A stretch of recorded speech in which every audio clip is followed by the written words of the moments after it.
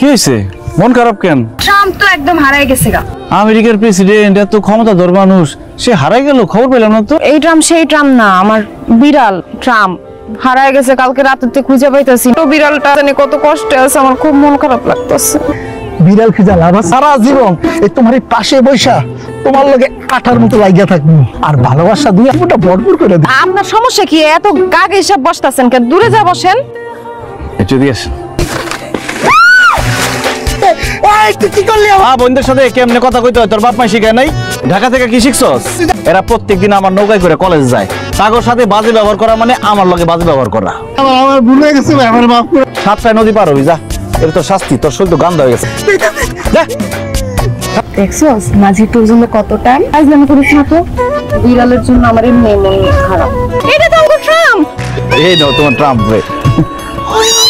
কেমন আছো তুমি? যদি যাইতাম তাহলে লাল হলুদ চুড়ি কিনতাম, তারপর পুতুল কিনতাম, টিপ কিনতাম, কিন্তু যাওয়া তো হবো না। তুই গেলে আমরাও যাইতাম, একটু ঘুরতাম। তুই যখন যাবি না আমরাও যাবো না। কি করছি বিড়াল নিয়ে? এটা নোংরা জিনিস ফালা। দেখো ভাইয়া, বিড়াল পরিষ্কার প্রাণী, প্রভু ভক্ত প্রাণী। যারা বিড়াল পছন্দ করে না উল্টা তারাই খারাপ। তোর বান্ধবীরা কই? বান্ধবীরা আইতাছে। লাল চুড়ি, হলুদ চুড়ি, টিপ, পুতুল, এটা কে রেখে গেছে? আর কইও না, কালকে মেলা গেল না, কত মানুষের নৌকা পার হইছে, ভুল করে মনে হয় কেউ রেখে গেছে। মানুষ খুঁজলাম, পাইলাম না। এক কাম করো, তুমি নিয়ে যাও এটি। ওমা, মানুষের জিনিস আমি নি মুখে। আমার মনে হয় কি জিন পুঁতে রেখে গেছে। যাকে খুব মেলা যাওয়ার শখ, কিন্তু তার আব্বা বা বাইরের লিগে যাইতে পারে না, তাকে লিগে জিন পুঁতে রেখে গেছে। জিন ভূতে যদি রাইখা যায় তাইলে তো নেওয়াই যায়। জিন ভূতের দেওয়া চুড়ি আর টিপ পরছি, দেখেন তো আমার কেমন লাগতেছে। সেটা জিন ভূতটা জিগাও। থাক, আর ঢং করতে দেবো না। এই বইঠাওয়ালা ভূতটা যে কে সেটা আমি খুব ভালো মতো জানি। আমি চলে যাওয়ার পর এটা পড়বেন। আমার জন্য তুমি প্রতিদিন নদীর পাড়ে অপেক্ষা করো, আমি না আসলে নৌকা ছাড়ো না, আমারে কেউ কিছু বললে তুমি রাগ করো, বিড়াল হারাইলে বিড়াল খুঁজা দাও, আবার মানুষ রাইখা গেছে বলে চুরি কিনা দাও।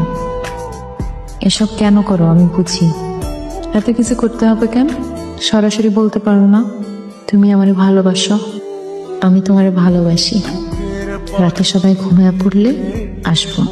তোর কত বড় সাহস, তুই সামান্য নৌকার মাঝি হয়ে আমার বোনের দিকে হাত বাড়াস? তোরে আজকে খায় পালাবো কুচ্চা। ভাইজান, ওর কোনো দোষ নাই, সব দোষ আমার। মিতা সর সর সর। এই খবরদার, একদম কবদা কলা ফেলাই দেব। এই চুপ, যা। আমি যা কই তাই কিন্তু করি। দেখছেন অবস্থা? তাহলে খুব আমো, যা। তুই জানোস তুই কি করছস? তুই বাঘের কাছে হাত দিছস। কুচ্চা, তোরে খায় পালামু। তোরটা পরে দেখতেছি। চল, তোরে আজকে ব্যবস্থা করো। চল বাড়ি চল চল। তুই এলাকা ছেড়ে চলে যা। এই এলাকায় আমার জন্ম। আমার বাপে নদীর ঘাটের মাঝি আছিল, ওইখানে আমাকে বাড়ি আছিল। নদীতে ভাইচা গেছে। এই নদীর ঘাট, নদী এটা আমার আপন, আমার রুটি রুজি। এই নদীর ঘাট ছেড়ে আমি কোথাও যাবো না। তাহলে তুই আমার মাইয়া লোকে প্রেম করছিলি কেন? তুই জানোস না সৈয়দ বাড়ির মাইয়া? সৈয়দ সাহেব, মানুষ একলা প্রেম করে না। আপনার মেয়েও তো আমার লোকে প্রেম করছে। শাস্তি খালি আমি একলা পামুকির দিকে। আপনার মেয়ের শাস্তি দেন। দুইজনে প্রেম করছি, আমি খালি একলা অন্যায় করে ফেলাইছি, তাই না? তুমি আসছো? আইছি, চলো। তোমার মুখে কি হয়েছে? আব্বাই মারছে। আমার লিগে তুমি মার খাইছে তো কি হয়েছে? আমার লোকে পলাইতে পারতেছি, এটাই তো অনেক কষ্টে বাড়িতে বাইরেছি, এখন আর সময় নাই। চলো ধরো। আরে নদীর ঘাট তোরে সাইডে যেতেছি, মনে হয় জীবনে কোনোদিন দেখা হইব না। চিন্তা করিস না, তোকে মাঝিরে আমি ভালোই রাখি। ভাইজান গো, নৌকা তাড়াতাড়ি, নৌকা চালাও চালাও। হায় আল্লাহ। মিতা, তুমি ভয় পাও না, আমি শৈলের সমস্ত শক্তিতে চালাইতেছি। ভাইজান আমাকে ভুল হয়ে গেছে। ভাইজান অনেক কিছু কইও না, মাফ করে দাও ভাইজান। তোরে মাফ করে দেওয়ার জন্য আমি আসছি। হাই, কই নিয়ে যাইতেছো তুমি? কই নিয়ে যাইতেছো?